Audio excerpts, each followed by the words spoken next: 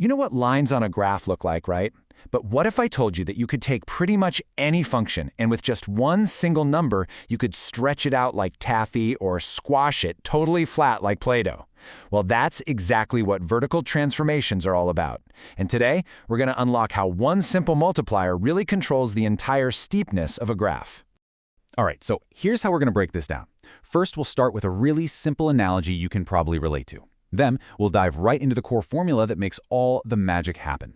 After that, we'll walk through some super clear examples. I'll point out a common trap you'll definitely want to avoid, and then we'll wrap up by connecting all of this to why it's so crucial for what's coming up next in your math journey. So first up, let's tie this whole idea to something you've probably already seen before. Remember learning about the slope of a line? You already know that a bigger slope means a steeper line, right? Well, we're about to build directly on that exact same concept. Think about it this way. In the real world, you can have a nice gentle hill, or you can have a sheer cliff face. So in the world of algebra, what is it that gives a line that cliff-like intensity? How do we actually control that steepness? Well, the answer is actually surprisingly simple. It all comes down to just one number, a multiplier that works just like a control dial. You can turn it up to make the graph way steeper, or you can dial it way down to make it flatter. Okay, so let's get right to the heart of it.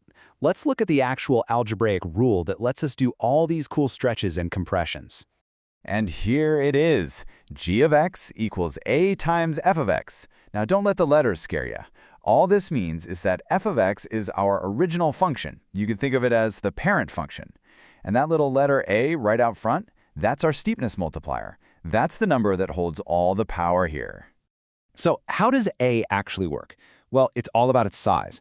If the absolute value of a is bigger than 1, you get a vertical stretch, which makes the graph steeper. But if its absolute value is between 0 and 1, like a fraction, say 1/2, you get a vertical compression, which squishes the graph and makes it flatter.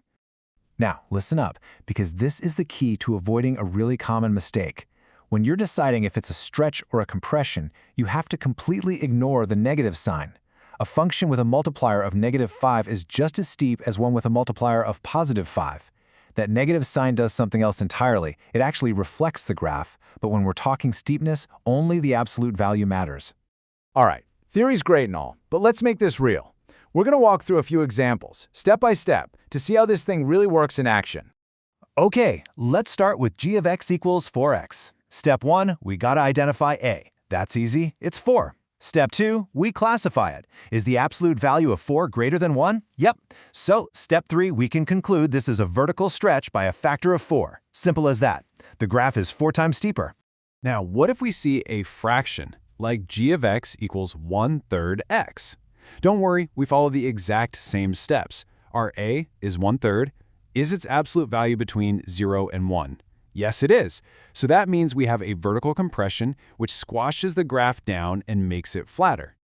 Okay, now for a really cool one, where we can see how to combine transformations. Take a look at g of x equals -5 times f of x. There are actually two things happening here. First, that negative sign flips the entire graph over the x-axis, like a mirror image. Second, that number 5, well, its absolute value is greater than 1, so it causes a vertical stretch. So the final graph is both reflected and 5 times steeper. We're building a pretty solid foundation here, so now let's get ahead of a very common mistake to make sure this whole concept really sticks in your brain. This is the big one.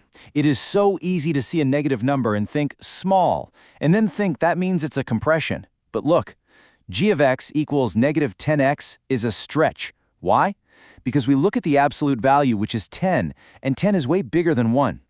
Meanwhile, g of x equals 0.5x, that's a compression because 0.5 is between 0 and 1. So remember, do not let that negative sign fool you when you're thinking about steepness. If all the rules and numbers are ever making your head spin a little bit, just come back to this mental picture. A vertical stretch pulls the graph tall, like you're stretching taffy. It's pulling it away from the x-axis. A compression, on the other hand, squashes it flat, like Play-Doh, pushing it down toward the x-axis. So we can make graphs steeper or flatter. Okay, cool. But why does this actually matter? Well, let's take a peek at where this one skill is going to pop up next. This whole concept goes way beyond just straight lines. Pretty soon, you're going to be working with things called parabolas, just like the ones you see in this table. And guess what? That same a value is going to be right there. Look at y equals 10x squared. Since a is 10, which is bigger than 1, you get this tall, thin spike. But with y equals 0.1x squared, where a is between 0 and 1, you get a wide, gentle bowl. See, you're learning the control panel for all sorts of different graphs. So let's end with this thought. Mastering this one little multiplier isn't just about lines. It's really the key that unlocks your ability to control and build much more complex, much more interesting graphs down the road. The only question now is, what are you going to build first?